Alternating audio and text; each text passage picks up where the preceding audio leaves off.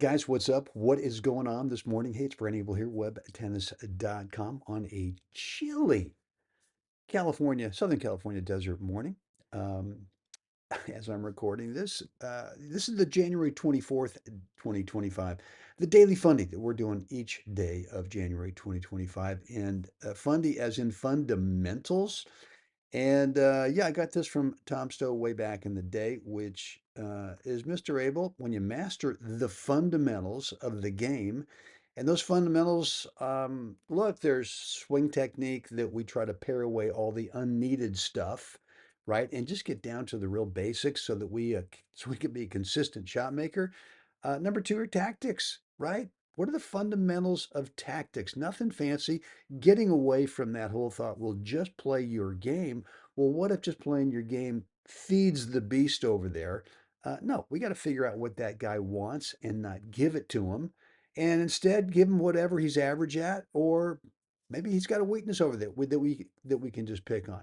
Fitness, right? Mental, all this good stuff, all the practices. Let's work just in the fundamentals, and when you do that, mastering those fundamentals, that's the advanced stuff of the game.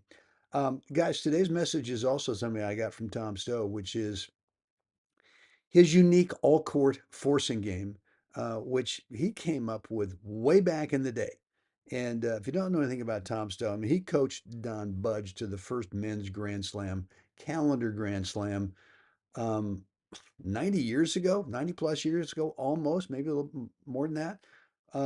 And what I took away from that, from working with Tom for about 18 months in the early 80s, with Tom's all-court forcing game, completely changed me as a player. And we're going to get into that in just a second. Before we do, guys, look, if you've not yet picked up my 5 mini mindset skills training course, mental toughness. Look, if you're playing tight, getting nervous, anxious, end of the sets, not closing them out, end of the match, not closing them out, then look, the real confidence code for mental toughness gets built first off of the court.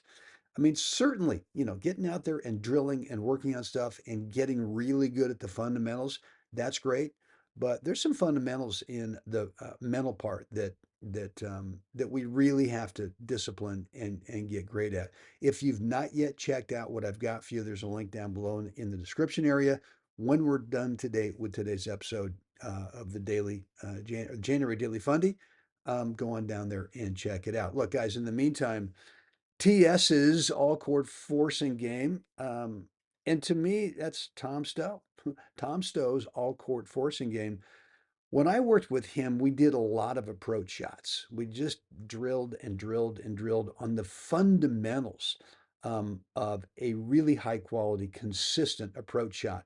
Whether it was allowing the ball to get to the top of the bounce so that geometrically you had a better contact point over the top of the net, whether that was sort of a flat, maybe a semi, a little bit of a roller, but we wanted the ball to penetrate over there in the approach shot. But the thing that I got from Tom was that the forcing part is that you continue to put pressure on your opponent to have to pass you, right? And look, I mean, we can never cover 100% of the court when we approach and we force them to have to pass us. Meaning that if you look at the big picture of that, in terms of the overall of a match, if you're forcing your opponent to have to pass you over and over and over again, what you're going to find is, yeah, sometimes they're going to pass you intentionally, sometimes they're going to get a little fortunate unintentionally, but most of the time, if you do the math, you're going to come out way ahead in terms of them missing the pass. You don't even have to make a volley, or they put up a ball that you can easily volley to the open court. Maybe it's an overhead, whatever it is, but the forcing part is that you want to unsettle your opponent. That if they leave a ball short, hey, you're coming in. You're going to force them to pass. What does that do? Well, I just described one great thing it does is that you're going to win a majority of those points when you approach. But the other thing too is that now they know you're coming in on anything short. Well, now they feel like, I gotta I can't let that happen. I got to hit a better ground stroke. I got a better serve. And the next thing you know is that forcing thought in their mind starts to take them out of their comfort zone with what they're really consistent with, they start making some unforced errors, right? So that was the takeaway for me with Tom's all court forcing game. And back in the day, when I worked at the California Tennis Club in San Francisco, which was my last teaching job at a club before I retired from club from the club business, um, was I used to Tom Brown, which was a member there. And if you look up Tom Brown, I mean, Grand Slam finalist, a couple times in singles. And I used to ask him about the great Don Budge. And the only thing he said about Budge was, yeah, you know what? If you left your ground stroke, you guys are both in a ground stroke exchange. If you left it like even 3 to 4 feet inside that baseline, that was it. He said you were screwed because Budge would take his forehand, he'd take his backhand, and he could just thunder it either right back at you. Maybe he'd go to a corner, but you knew that that was short. That if you didn't play it, right close to the baseline, that yeah, you were screwed. And Budge could do that. He worked so hard with Mr. Stowe that he got the groundies going to where he just would thunder him and just start coming in behind him. So look, hope this has been helpful. One thing to start doing is to just trust that when you play an approach shot, and I would do this for a while, I just play it right back up the middle, right? You don't have to go to a corner for a while. I would go right back up the middle. You know the guy's going to touch the ball. That's okay. And force them to pass you with less angle than if you take the ball to a corner. A lot of players, and I've beaten a lot of guys who are big hitters who love to see the court from a corner. They just love that visual when they're about to play a forehand or backhand. When you've taken them over to one of the corners, they just love that. And I've just found that, you know what, not going to do that. I know they're going to touch the ball anyway. I know that either my ground strokes to a corner or I know that an approach shot to a corner, they're most likely going to be able to get to it anyway. So if that's the case, why don't we play an approach shot or play a lot of ground strokes right at them? Force them to have footwork that makes them have to get out of the way of your incoming shot.